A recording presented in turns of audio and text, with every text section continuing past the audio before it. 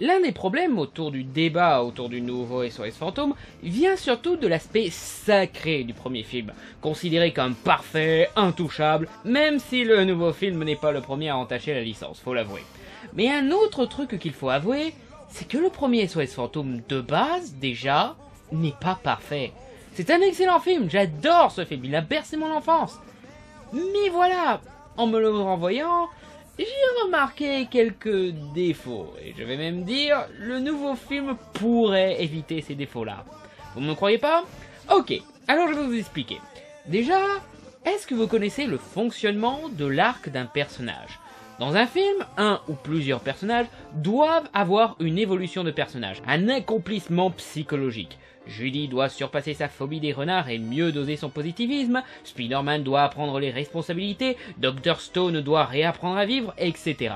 De nos jours, tous les films ont des arcs de personnages. Même les plus pourris proposent des arcs de personnages. Souvent artificiels, certes, mais maintenant, pratiquement tous les films proposent des arcs de personnages. Sauf Twilight et Les Visiteurs 3. Maintenant que ça c'est clair, décrivez-moi un arc de personnage dans SOS Fantôme. Eh ouais, les personnages n'ont aucun arc. Le mieux qu'on a à la limite, c'est nos héros qui gagnent en courage et en expérience. Mais c'est pas vraiment un arc scénaristique. Peter reste un petit connard opportuniste, Ray reste un spécialiste en surnaturel naïf, voire trop naïf. J'ai pensé à un machin inoffensif, qui me venait du fond de mon enfance. Quelque chose de gentil, de mignon, qui pouvait pas nous détruire. Egon reste Egon, et Winston reste un employé présent que pour la thune. Même Dana n'évolue pas, tout ce qu'elle fait, c'est accepter de se taper Peter. On en reparle dans un instant. Même la suite ne propose pas d'arc de personnage. J'aime toujours ces personnages, mais principalement grâce au talent des acteurs et leurs dialogues. Les personnages en eux-mêmes sont pas réellement vivants, car ils n'évoluent pas. Or, ce genre d'expérience, vous allez pas me dire qu'il n'y a pas de quoi évoluer, quoi. Le nouveau film va très probablement corriger ça parce que, comme je l'ai dit, de nos jours, tous les films ont des arcs de personnages. C'est une convention devenue quasi obligatoire. Donc là-dessus, le nouveau film fera mieux que l'original. Ou pas, c'est possible, bien sûr. Un autre point que personne n'a remarqué, c'est Winston. Ok, le personnage est cool, il a de bonnes répliques, et Ernie Hudson a la putain de classe. Même dans le 2 où il est bien plus comic relief et limite Eddie Murphy. Mais, question... à quoi il sert dans l'histoire? Il ne soutient pas plus que ça nos trois héros, il ne leur donne pas d'idées spécifiques durant l'action, même le coup d'expliquer un truc complexe à un néophyte pour que les spectateurs comprennent, il sert pas quoi. Comment foutre les fantômes dans le conteneur? On aurait pu montrer les mecs en balancer un sans explication, on aurait compris. Expliquer le plan de Gozer? Il l'explique de façon simple à Peter. Écoute-moi bien.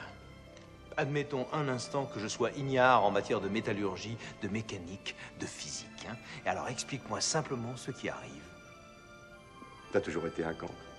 Même durant le combat final, il n'apporte rien que le trio aurait pu faire sans lui. Il se contente de suivre et répondre aux quelques remarques scéniques. Sa seule réelle fonction est de montrer que SOS Fantôme recrute.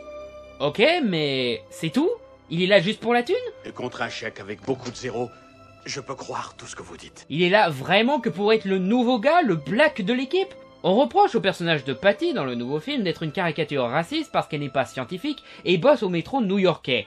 Mais au moins elle n'est pas dans l'équipe juste pour être la blague de l'équipe. Rien que la première bande-annonce justifie mieux sa présence que celle de Winston dans les deux premiers films. Elle connaît New York mieux que personne, ce qui aidera probablement les SOS Fantômes dans leur investigation. C'est elle qui trouve la voiture qui deviendra l'Ecto 1. Elle libère même l'une de nos héroïnes de l'emprise d'un fantôme. Donc voilà, rien que là, c'est corrigé. Je t'aime Winston, mais en termes scénaristiques, tu sers à rien mec, et je suis désolé de te le dire. Et un autre point particulièrement gênant, concernant pourtant mon personnage préféré, Peter. Peter est cool, égocentrique, drôle, opportuniste, manipulateur, charismatique, et c'est un stalker. Genre, en tôle après 5 minutes en la présence de Dana si ça se passait de nos jours. Ce genre de stalker. Dès qu'il l'a vue, il essaye de la sauter, quoi. Je vais ramener mademoiselle dans son appartement et lui faire une fouille complète. Une fouille complète de son appartement. 5 minutes plus tard, après avoir enquêté chez elle, il lui déclare sa flamme et il se fait repousser par Dana. Je suis fou d'amour pour vous. Ça, c'est pas croyable. Maintenant, partez, s'il vous plaît. Et ce refus convainc Peter de la stalker jusqu'à la mort. Et vous verrez que vous penserez au petit Peter quand Oui, il sera y a parti. pas de doute. Une petite bise? Et après l'avoir stalké pendant des jours, elle cède et accepte de sortir avec lui pour qu'ensuite il puisse l'embrasser de force après que son esprit ait été violé par un fantôme et son corps abusé par un voisin aussi possédé par un fantôme. Ouais, autant à l'époque des années 80 où Every Breath You Take de Police était considéré comme une chanson romantique, ça passait.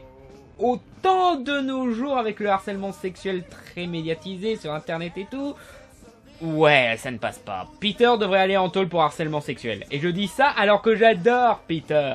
Même quand ils s'embrassent à la fin, c'est vraiment Nana forcée à coucher par un stalker. Yerk.